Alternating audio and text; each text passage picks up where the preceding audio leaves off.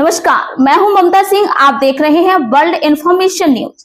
चलिए शुरुआत करते हैं इस वक्त से जुड़ी हुई खास बड़ी और विशेष खबरों से। सोने की खता नहीं, सिंगरौली का मौत का फरमान।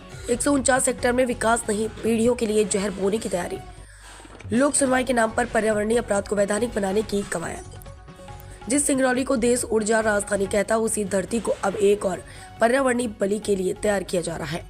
चितरंगी तहसील के ग्राम सिलफोरी और सिधार में प्रस्तावित गुड़हड़ पहाड़ गोल्ड माइन अब केवल एक औद्योगिक परियोजना नहीं, बल्कि हजारों लोगों के जीवन, जल, जंगल और जमीन पर सीधा हमला बन चुकी है।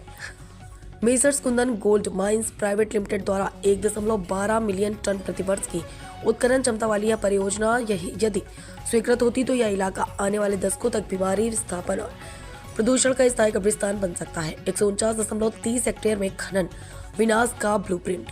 परियोजना के तहत जिस पैमाने पर उत्खनन प्रस्तावित है, वह साफ संकेत देता है कि पहाड़ ध्वस्त किए जाएंगे।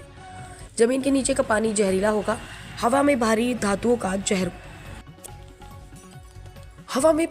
का जहर खुलेगा। 0.99 MTPA खनन अपशिष्ट वर्षों तक मौत फैलाएगा। पर्यावरण विशेषज्ञों का मानना है कि गोल्ड माइनिंग में निकलने वाले रसायन कैंसर, त्वचा रोग, श्वसन रोग और जन्मजात विकृतियों का बड़ा कारण बनते हैं। सिंगरौली पहले ही जहरीली अब अंतिम कील ठोकी जा रही है।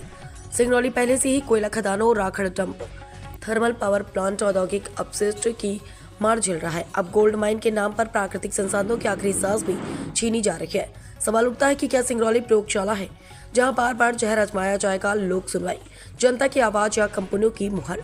4 फरवरी 2026 को प्रस्तावित लोक सुनवाई को लेकर ग्रामीणों में भारी आक्रोश है। उनका कहना है कि EIA रिपोर्ट अंग्रेजी और तकनीकी भाषा में ग्रामीणों के लिए समझ से बाहर है।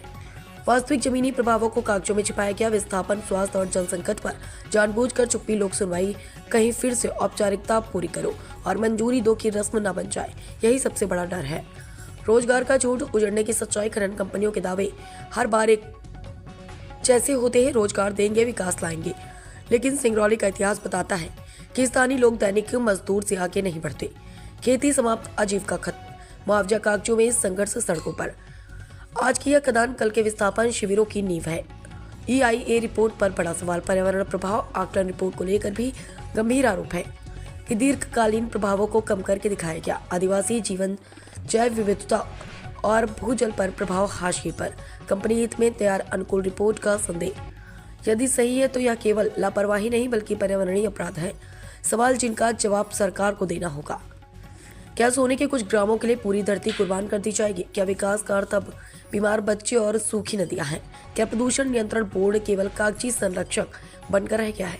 यह परियोजना विकास नहीं, सिंगरौली के भविष्य पर लिखा गया काला अध्याय है।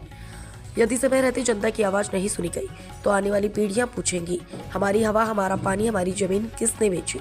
अगर आप चाहें तो मैं इसे और भी आक्रामक संपदा की बम लोक सुनवाई बहिष्कार कॉल के साथ ग्रामीणों, आदिवासियों के बयान जोड़कर ग्राउंड रिपोर्ट या कानूनी संवैधानिक सवाल उठाते विश्लेषण अगले अंक में। वर्ल्ड इंफॉर्मेशन न्यूज से विवेक कुमार द्विवेदी की खास रिपोर्ट।